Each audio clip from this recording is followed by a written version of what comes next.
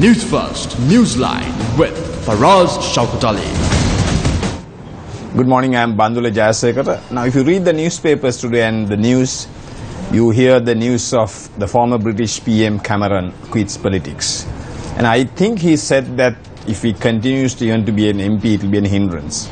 So, I mean, not that I approve everything what Cameron has done, but it's a good thing that he quit. Unlike in Sri Lanka, we have politicians who are murderers, who kill people, who abuse, but they continue to be in politics.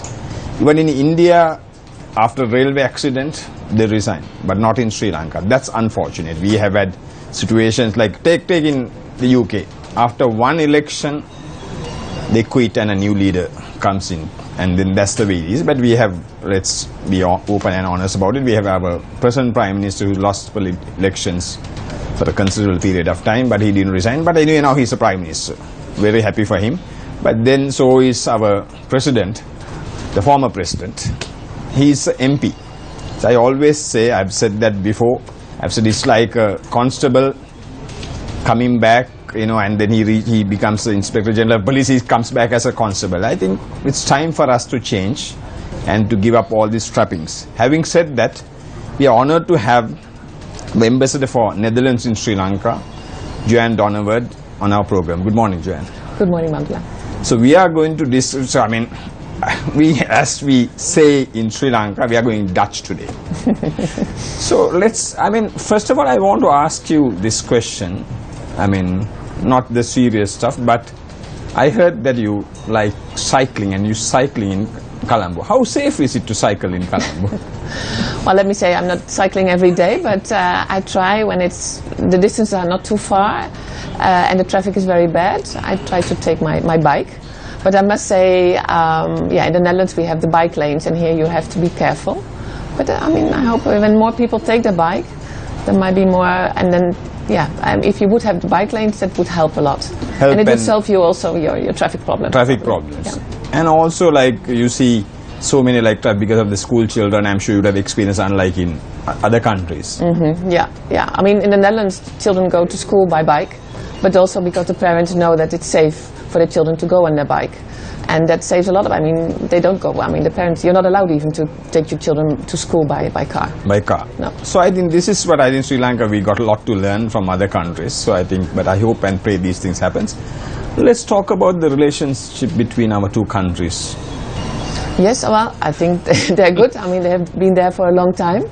And we've seen the relationship changing from a colonial past to an aid program, and right now I think we are more in trade and more equal partners, that we work together in promotion, foreign direct investment. The Netherlands is a big investor here, and we work together on certain issues, and also in certain sectors like water and agriculture. But what's the value of your investment? What are the particular areas, if you can tell our viewers the investments? We have the FMO. These are the big banks who invest in financing, insuring, and they work together with LOLC. So these are big investors. How is the trade balance between the two countries? I think we are importing more from the Sri Lanka side than we export to Sri Lanka. That's very strange. Yeah, it's good.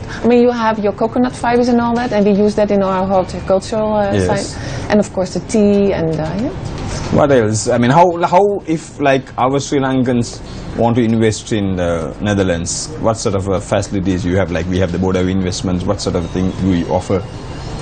I think we work together with, especially in the agricultural field. That would be they would invest in setting up capacity buildings here, capacity building centers. So we work together. Right now a lot of Sri Lankans go to the Netherlands to have this training, but it would be the other way to invest in it, to have the training center here. Trainings. Yeah. And I think you have some good news for our viewers, because they travel often to Netherlands. I think you should break the news. I've read in the papers or your tweets, but if you can tell our viewers about it. We are very happy that KLM will be back as of the 1st of November. They will start a direct flight twice a week between Amsterdam and Colombo.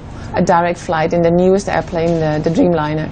So it's very comfortable, and I mean we have seen already an increase of Dutch tourists last year with 40%, and we know for sure that it will increase further. But also very interesting, I mean Schiphol offers a very good connection for Sri Lankans that want to travel to Canada or the United States, because it's very smooth transit in Amsterdam. Because I think KLM, Royal Dutch Airlines, was very well established in Sri Lanka. And what made you all leave? I mean, I know you were not here at that time, but then because of the problems in the country, or was there a drop in tourism arrivals? I don't know. It might be both. I don't know. At the time I was not here, but I know that at a certain moment they took the decision to stop the flight. But I mean, it's a commercial airline, so they look at the numbers. Yeah. And right now also this, and for the next 6 months they will open up this line, this direct line, and they will look at the numbers if they will continue that. But how do you find out, like I'm sure you have met your countrymen who are visiting here, what do they find good, or what do they like in Sri Lanka? I think because that's why it will increase, because people are very pleasantly surprised to find something of the history here. I mean, to me it was also a very nice surprise, some Dutch wordings that in the food, the traditions. That's very nice to encounter that when you travel around here. But also Sri Lanka offering a very peaceful country, offering all these sites like the hillside, the beaches, but also the culture, and then the people, of course, itself. So all in that, in 2 weeks' time, you get a very nice impression for you. What do they look for most in your view, Dutch tourists? The Dutch look for good weather. Good weather.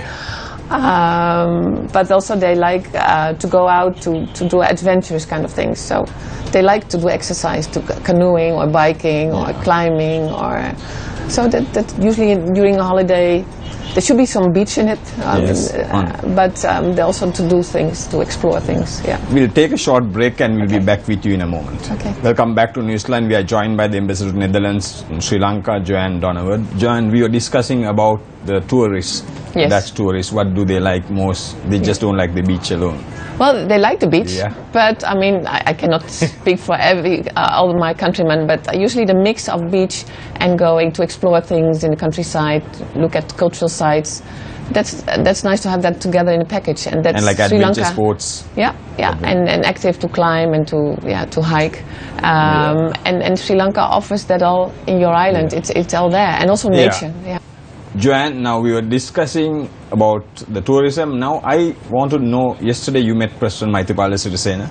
Yes. And you presented a report to him. If you could tell our viewers about it. I presented a report on the outcome of a mission from Dutch experts, water experts, who have visited Sri Lanka on the invitation of the President to look into the matter of the water quality in the area where the kidney disease really is a problem, so Polonnaruwa and Anuradhapura.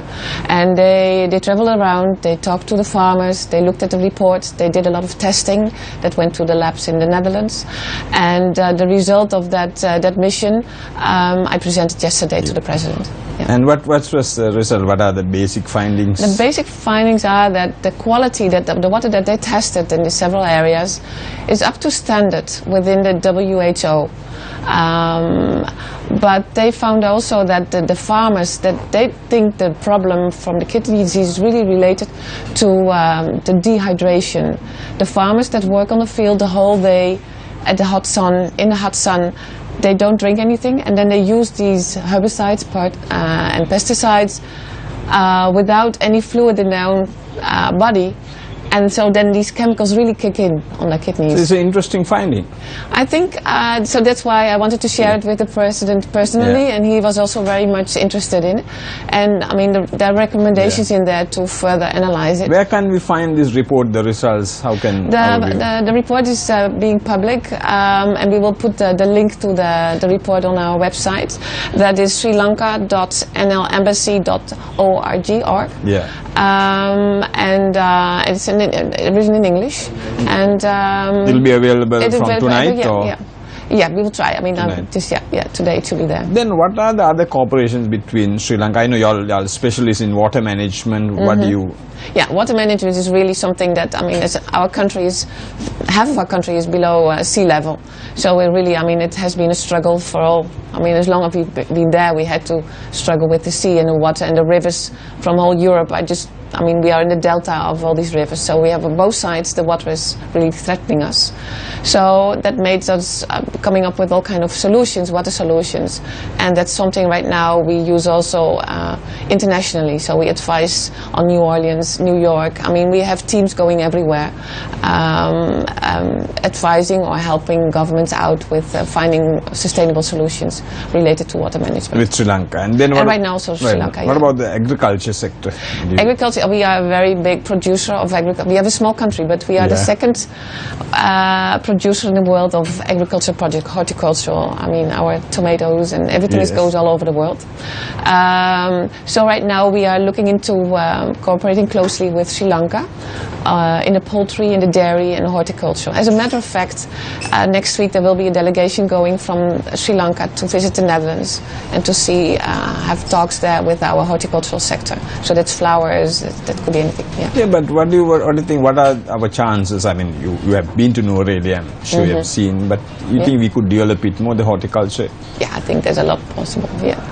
And that's right now, that's what, so the farmers, they go there, or the people who want to invest in that, they will visit the Netherlands. And on the other hand, I mean, we also have, okay, what could be the niche that we could assist Sri Lanka in?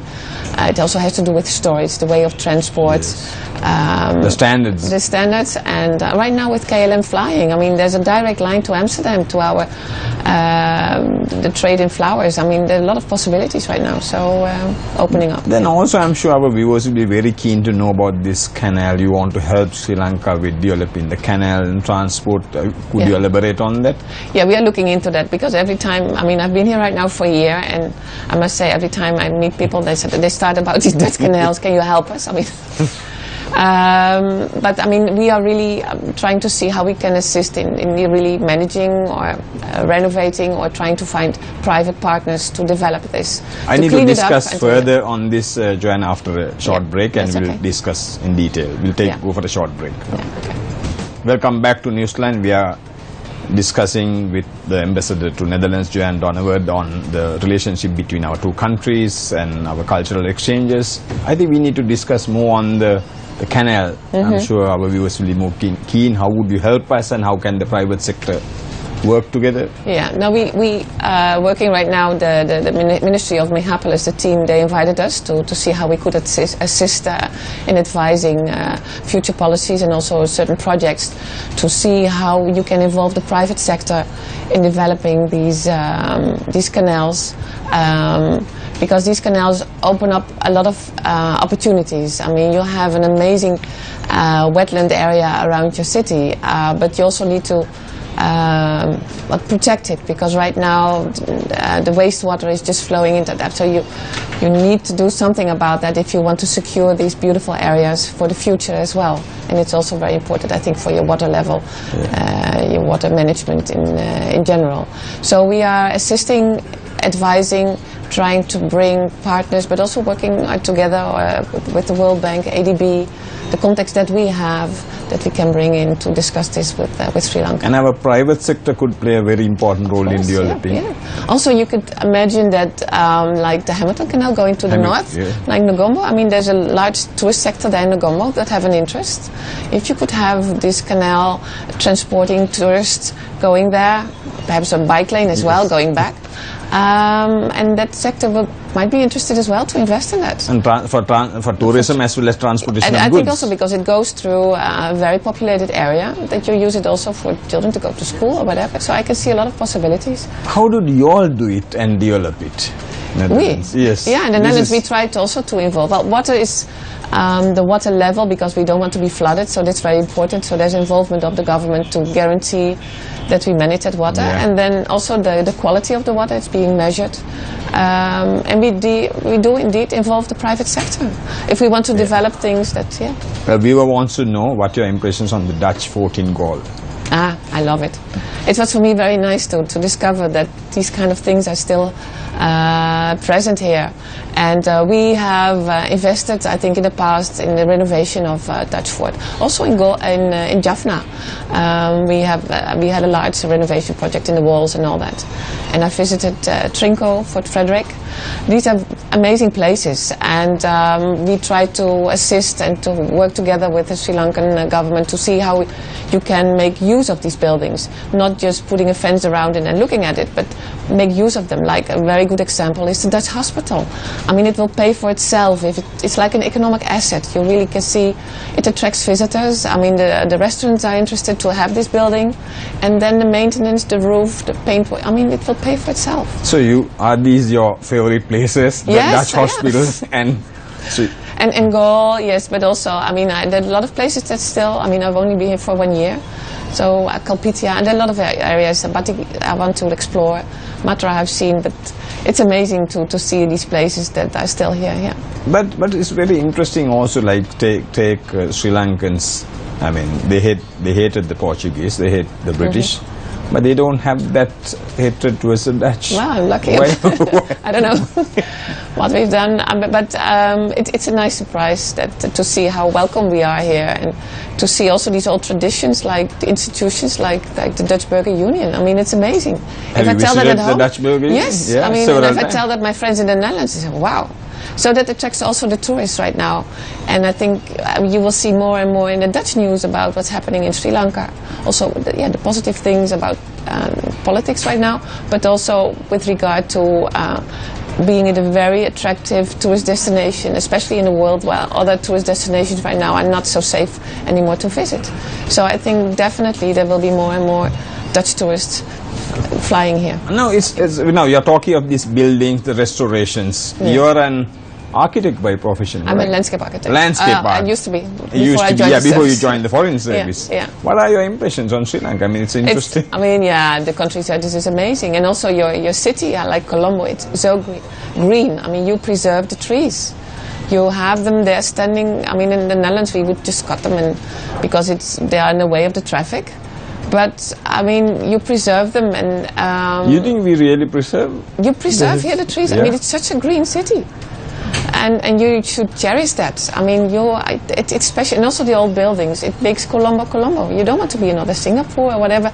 I mean, you have your own identity, and that is this mix of landscape, trees, old buildings, new buildings. And the people, of course. But we talk of architecture, but then don't you see that we like planning, it's all, you have the residencies, then somebody goes and have a business establishment. Yeah, I mean, then we have a problem in I live in Colombo 7, and I can see developments taking place there. I mean, suddenly there's these high-rise buildings popping up, and I thought it is a residential area. So implementation of laws and all that, I think that, I don't know. I mean, it's up to Sri Lanka and the municipality of Colombo to do. But it's just that you wish that the places that you have, to cherish those. But I mean, I can also see Colombo wants to develop, and it's important, and you have to, you cannot keep it as it was, but some certain things are very nice to keep, especially your green areas. Now, you spoke of the development. Now you said that Sri Lanka is a peaceful country. How do you see our coexistence, or do you think that we have much more to do for coexistence? I don't want to get into politics. I'm not asking of harmony, peace and harmony. It's a general question. I think that's important. I mean, we have the same. We have also in the Netherlands, of course, a very diverse population, also with a lot of migrants, and it's this diversity of people, several religions together. I mean, it makes it also a very interesting country to be, and to hear different opinions, and as long as you respect each other's opinions. I think that's very important, respect one another. And then also Sri Lanka is now trying to be a trilingual country. I mean, we had the former president of India, Abdul Kalam, came the late president, and he started this. How do you see that? How many languages are spoken in Netherlands, and how do you see we have the Dutch language, of course, but not many people speak that. So a lot of people speak English. But we have in the northern part of the Netherlands, there's Frisian language, and they really, I mean, there is in 2 languages, and they also can go to their mayor, to their municipality, and speak in the local language. It's Frisian, and it's more and more difficult because parents, because of people traveling back and forth.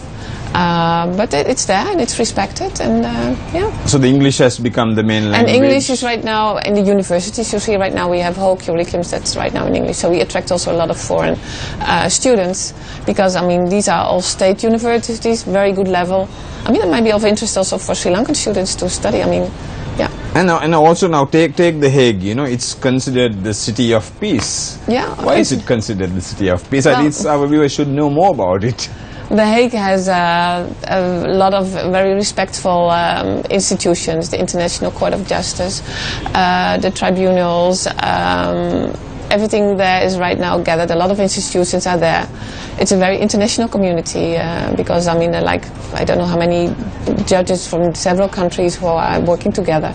The Peace Palace we have there. So that's why we are called the Hague, the international justice capital. Yeah. And the city of peace. A city of peace, because of this Peace Palace and all these institutions being there. And it's also a very nice city just to go on your bike. Yeah. Very green, relaxing and safe city too. I think it is very important that you're harping on this cycling thing. I think it's very important, I think, because now Sri Lanka, like, if you look at public transport, like, people are like going to battle. And every day people suffer, whereas other countries have developed public transport. Yeah, yeah. And but I mean, you can go on your bike, but you, as a government, you have to facilitate that. Like right now, we send indeed our children in the Netherlands to go to school because we know it's safe. Yeah. Right now, I don't think I would send my young child here right now on the streets. So, yeah. Thank you very much, Joanne, for joining us. And You're very welcome. I mean, we would continue to engage with you. And I'm sure our viewers got more insight, and especially about this report she presented to the President about the water and the kidney, especially the water, the issue, and it will be out on your website from this evening. Tomorrow we'll be joined by the President of the Pilots Guilds Association, Captain Renuka Senanayaka. There's a problem with Sri Lankan Airlines. Let's hear it from him and ask him the right questions. And have a nice day.